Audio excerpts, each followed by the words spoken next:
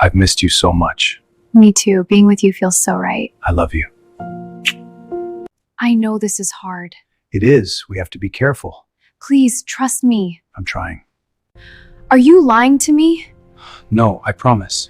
I want to believe you, but I'm so scared. I promise I'll always be here for you.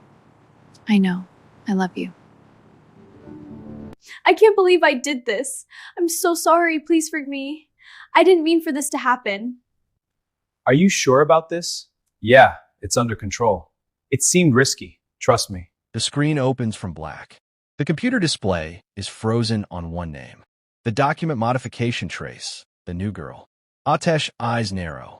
This is no longer just suspicion. Now there's direction toward proof. But he doesn't react immediately. Why? Because if he is wrong, everything collapses. Meanwhile, Mercan is breaking down in her room. Social media is exploding with hashtags against her. People are calling her manipulative, a liar, a gold digger. But what hurts her the most? Atesh emotional distance. The next morning, an emergency board meeting is called. Shareholders are panicking. Company shares have already started dropping. The man from the past officially files a compensation claim. He publicly states to the media that Mercan intentionally violated the contract. Inside the meeting room, all eyes turn toward Mercan. Atesh remains silent. Then for the first time, he speaks publicly. No final statement will be made until the investigation is complete. It is indirect support. For the first time, Mercan looks at him with hope. But the new girl remains completely calm. She knows the game isn't over yet. In the final scene, Atesh quietly instructs the IT head. I want full access logs. Every second of data. The storm is no longer just personal. It has become strategic. Fade out. The pressure builds fast. By afternoon, the scandal is no longer just corporate gossip. It is national news. Financial analysts debate the company's future on television. Social media trials are harsher than any courtroom. Inside the company, tension reaches breaking point. Employees whisper in corridors. Some believe Mercan is guilty. Others suspect something deeper. But no one dares to say it aloud. Atesh locks himself inside his office with the IT team. Screens glow in the darkened room as lines of data scroll endlessly.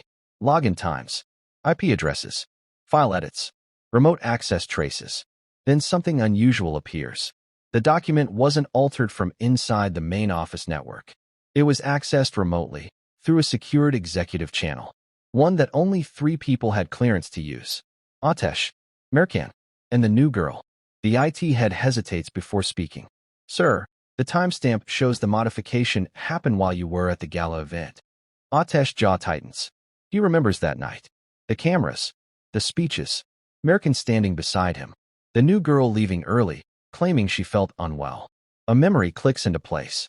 Meanwhile, Mercan faces a different battle. The man from the past calls her directly. His tone is calm, almost amused. You could have avoided this, he says. All you had to do was stay quiet. Mercan finally understands. This isn't just about money. It's about control. Someone wants power, over the company, over Atesh, over everything. That evening, the new girl approaches Atesh in the parking garage. The lighting is dim. The air cold. You look tired, she says softly. You're chasing the wrong person. Atesh studies her carefully. And who should I be chasing? She steps closer, lowering her voice. The truth isn't always in the logs. Sometimes it's in loyalty. It sounds like advice, but feels like a warning. Back inside the house, Mercan makes a bold decision. Instead of hiding, she schedules a live interview. If she stays silent, she loses. The studio lights feel hotter than they should. Mercan sits across from the interviewer, cameras pointed directly at her face. Millions are watching. One wrong word, and everything collapses. Did you knowingly violate the contract? The host asks calmly. For a split second, Mercan's hands tremble. Then she steadies herself. I signed something years ago under pressure, she says clearly. But I never violated it for personal gain. And I never betrayed Atesh. The clip spreads instantly online. Some call her brave. Others call it performance. The nation is divided. But the real explosion happens minutes later. Mid-interview, the host receives a breaking update on his tablet. He pauses, looks at Mercan. New evidence has just been submitted anonymously. It suggests private meetings continued even after the alleged breach. Mercan freezes. Photos flash on screen, blurred but damaging. Dates circled. Locations marked. The narrative is being shaped in real time. Back at the company, Ateş watches the broadcast silently. The IT team confirms something critical.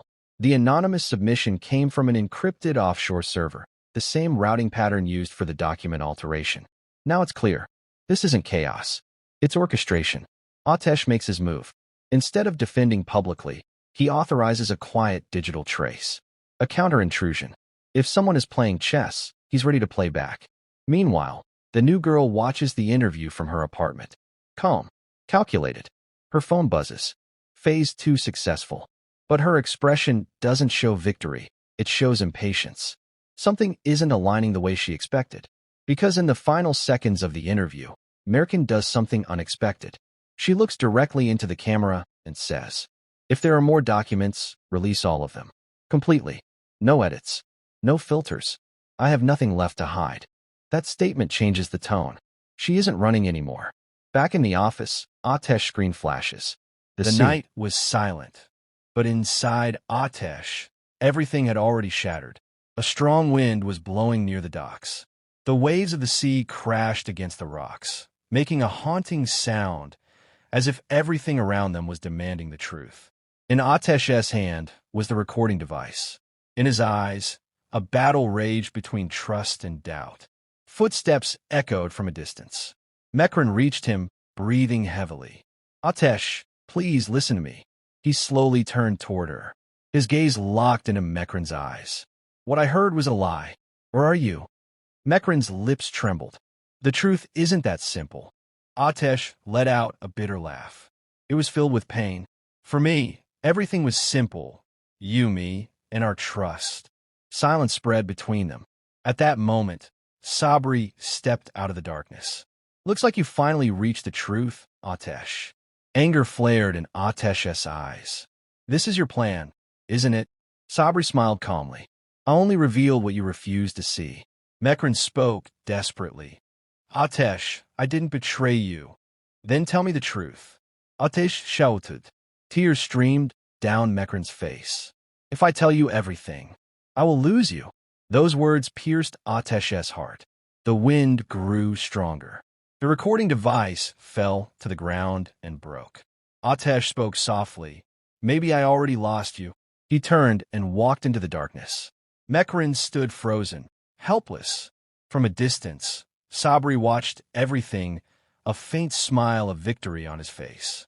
But he didn't realize the story was far from over. Inside Ateş, only one thing remained alive: the determination to uncover the whole truth and turn everything upside down. The screen slowly fades to black.